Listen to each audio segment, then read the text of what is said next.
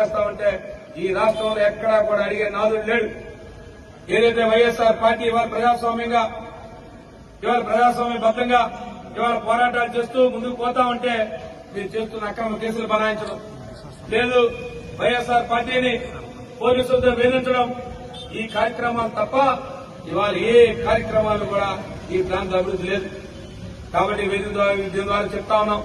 ఈ రోజు ఒక మెమరాండాన్ని మా అధ్యక్షుడు వారి ఆదేశాల మేరకు ఇవాళ రెవెన్యూ డివిజన్ అధికారి వారికి ఈ భీమిలి నియోజకవర్గం నుంచి ఇవాళ పెట్రోల్ డీజిల్ ధరలు తగ్గించాలి తక్షణమే అని చెప్పి రాబోయే కాలంలో సాకులు చెప్పి మీరు ధరలు పెంచే కార్యక్రమం చేస్తే ఇంకా ఉద్యమాన్ని మరింత బలోపేతం చేస్తాం, ఇంకా ఉద్యమాన్ని క్షేత్రస్థాయికి తీసుకెళ్తాం.